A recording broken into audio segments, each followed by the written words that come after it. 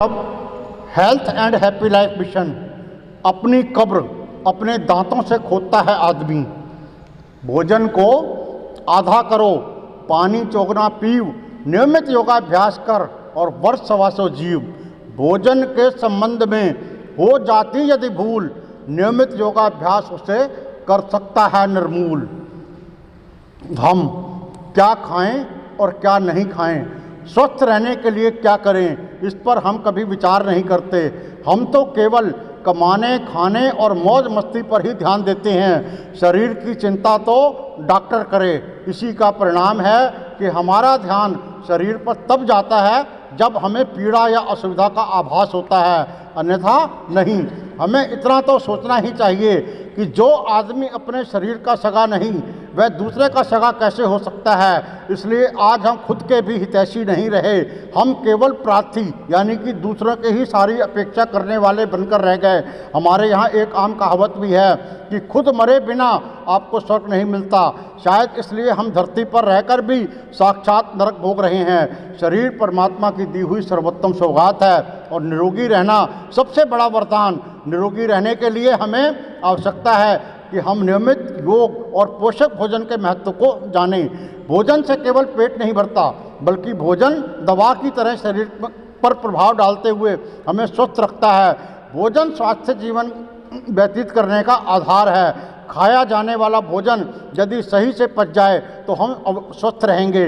स्वस्थ रक्षक आदर्श भोजन के लिए आधुनिक विज्ञान से समाज में हमें अनेकों चार्ट मिलते रहते हैं, परंतु पाचन ठीक ना होने के कारण जितना हम खाते हैं उतना हम निष्कासन बाहर नहीं निकाल पाते।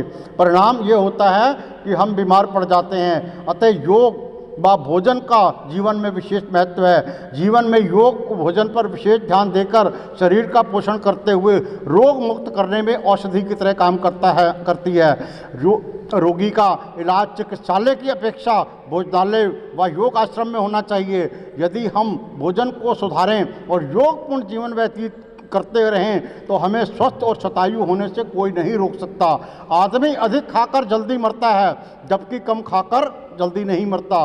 खाइए कम, पचाइए ज़्यादा, सदा हंसमुक्त तनाव मुक्त रहिए। परहेज ठीक ना होने पर दवा भी प्रभाव नहीं कर सकती। आपकी दिनचर्या जितनी प्रकृति के निकट होगी, आप उतने ही स्वस्थ व चिरायु होंगे। मनुष्य के लिए सबसे उपयोगी भोजन वह है जो अपनी प्राकृतिक अवस्था व सीजन के अनुसार हो और उसके स्वरूप में कम से कम परिवर्तन हुआ हो। प्राकृतिक चिकित्सकों के दृष्टिकोण में भोजन ही औषधि है और औषधि ही भोजन है। प्राकृतिक भोजन शरीर की प्राकृतिक क्षमता को गतिशील बना देता है। जो लोग प्राय रोगी रहते हैं उन्हें अधिकतम सब्जी फलाहार पर रहना चाहिए। ये सभी प्रकार के रोगों में लाभ पहुंचाते हैं। यदि आप स्वस्थ रहना चाहते हैं तो भोजन की सेवन विधि को सुधारें। स्वस्थ रहने के लिए भोजन की औषधि बना लीजिए। योग जीवन जीने का एक तरीका है। हम प्रकृति से दूर होते जा रहे हैं। प्रकृति से बढ़ती दूरी ने हमें बीमार बना दिया है। रोग दवाइयों से ज़्यादा भोजन पर नियंत्रण करने में योग करने वाले लोगों को रोग नहीं होते।